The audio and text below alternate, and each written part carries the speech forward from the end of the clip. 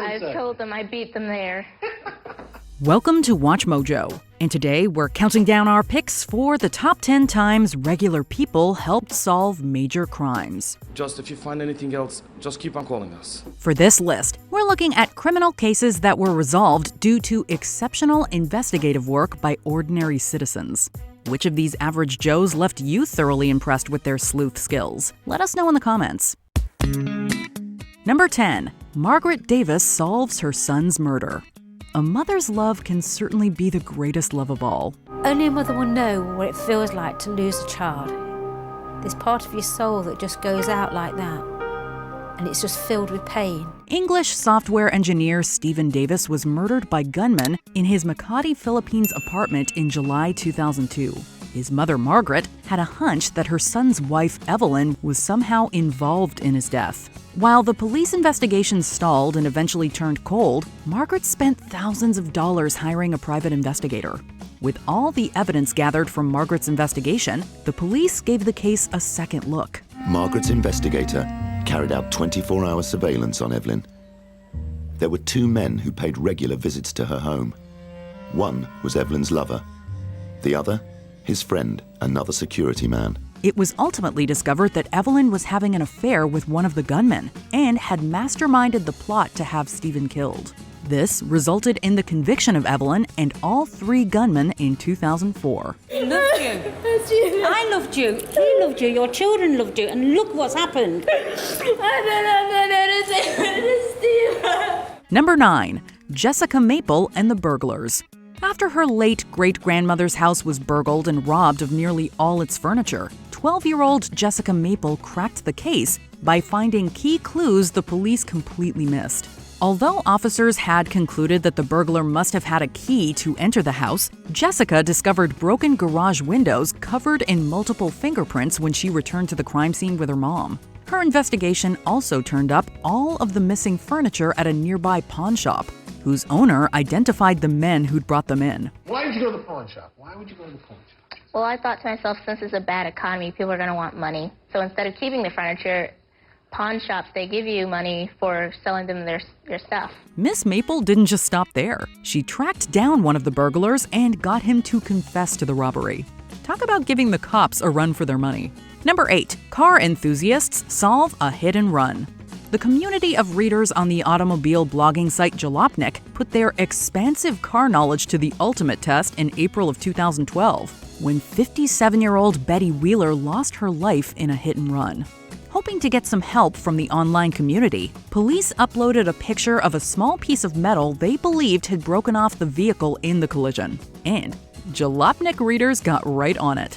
They linked the metal to an early 2000s Ford F-150 pickup in a matter of hours. They gave police a piece of information that was critical in identifying the driver and passenger of the vehicle. Both men were later arrested and convicted of felony hit and run. Number 7. Yakov German tracks down a kidnapper and killer. The disappearance of the young Libby Kletsky sent shockwaves through his Orthodox Jewish New York neighborhood. This is every parent's nightmare, but this type of incident is extremely rare. Those waves were certainly felt by Yakov German, a property manager who took it upon himself to find the missing boy. Yakov traced Libby's movements using surveillance footage from stores and houses on his school route. This ended with footage from a car leasing company showing Libby getting picked up by Levi Aaron, a man from the same neighborhood. We see somebody opening a door, kid going in, closing the door, a gold car. We see him from the other camera, going back to the front of the car, going into a seat, and we see the car going out. Yakov's efforts led the police to the perpetrator. Police found only remains upon Aaron's arrest. Just 2 days after Libby disappeared, thousands of Hasidic Jews from across America gathered in Brooklyn to grieve the devastating and unthinkable loss of one of their own. Number 6. A Klansman Gets His Comeuppance. In 1964, two 19-year-old African-American students in Mississippi, Charles Eddie Moore and Henry Hezekiah D., were abducted and drowned. The police investigation was allegedly clouded by their prejudice, and the case was closed after a few months. Some 40 years later, Moore's brother Thomas teamed up with a documentary filmmaker. They tracked down the man responsible for the killings, James Ford Seal, who was initially reported dead. Their case did not come to the forefront like the New Yorkers, civil rights workers. Yeah. Ben Cheney was also amongst them, but the people they really wanted to solve the crime for was Schwerner and Goodman. Yeah. They didn't have the Dean Moore case didn't have the benefit of those people associated with the case. So I took it up and found Thomas after about a year of looking for him. Thomas's and producer David Ridgen's discovery allowed the case to be reopened, resulting in Seal's arrest and conviction by a federal jury. He was sentenced to 3 consecutive life terms and died in prison in 2011. Number 5. Celia Blay catches an internet predator. William Melchert Dinkle, a 47-year-old nurse from Minnesota, frequently posed as a 20-something-year-old woman in online chat rooms. He encouraged young, depressed adults to take their own lives, sometimes for his viewing pleasure. William's scheme was discovered by Celia Blay, a pensioner from England. Blay struck up a conversation with a teenager online and learned that she was being goaded by William. Sometimes it's a serious and helpful and supportive site. Other times, there are people deliberately trying to push others over the edge. Celia devised a plan with the teenager and was able to collect evidence against William, with which she convinced U.S. authorities to lay charges.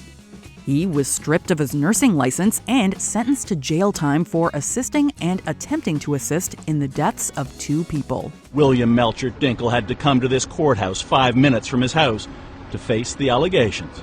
All because a woman thousands of miles away wouldn't give up. Number 4. Bradley Willman and the Predatory Judge. In the late 1990s, Canadian private investigator Bradley Willman developed a Trojan horse disguised as a picture file, which he posted on several websites frequented by predators. Once downloaded, the file gave him unfettered access to the individual's computer. This allowed him to pore over their emails and other documents, then turn over important information to watchdog groups. His work culminated in the arrest of Ronald Klein, a California Superior Court judge who had an abundance of damning evidence on his computer. Klein was disbarred and sentenced to 27 months in prison.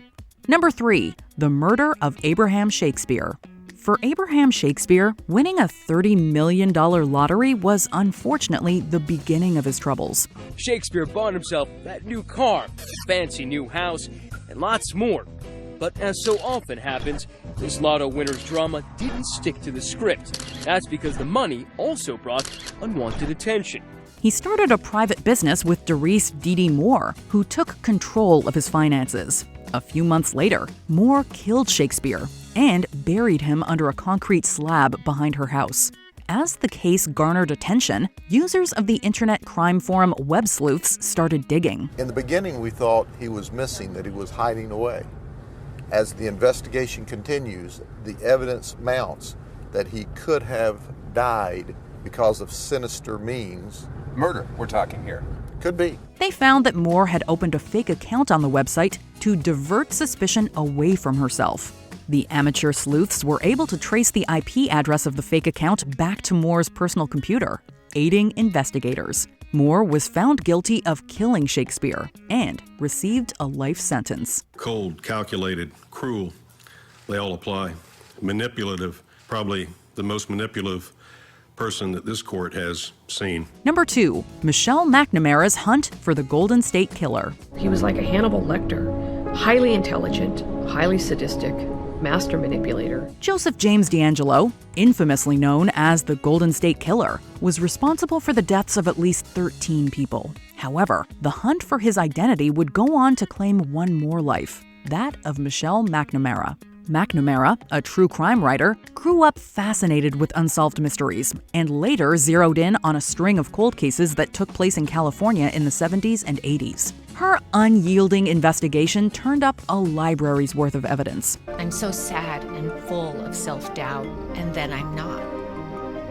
Where can this all lead? To deal with the stress, she started taking a cocktail of prescription drugs, which led to her accidental death. However, Her work revived interest in the case and ultimately led law enforcement to D'Angelo. Police say the 72-year-old appeared surprised when they swarmed his home Tuesday evening. No incident, he didn't say it wasn't me or anything like that? No, really no conversation at all. Before we continue, be sure to subscribe to our channel and ring the bell to get notified about our latest videos. You have the option to be notified for occasional videos or all of them. If you're on your phone, make sure you go into your settings and switch on notifications. Number 1. The Murder of Junlin. Before this case became about the murder of Junlin, it revolved around a couple of Facebook videos that portrayed acts of animal cruelty carried out by an unidentified man. And so I was on Facebook one day and I found a post. A lot of people have been feverishly posting about a video that was online. A group of online sleuths began investigating and were able to identify the man in the videos as Luca Magnotta. Magnotta later lured Lynn, a university student in Canada, over to his apartment, where he murdered him and uploaded a video online. It was no longer a game of online, this was real world. The sleuth group was able to link that video to the ones involving animals and share their information with the authorities. A few weeks later, Magnotta was arrested. They finally caught him. And it was just like the perfect way for Luca to go down. Luca was caught in an internet cafe because he couldn't stay away from his vanity. Do you agree with our picks? Check out this other recent clip from WatchMojo, and be sure to subscribe and ring the bell to be notified about our latest videos.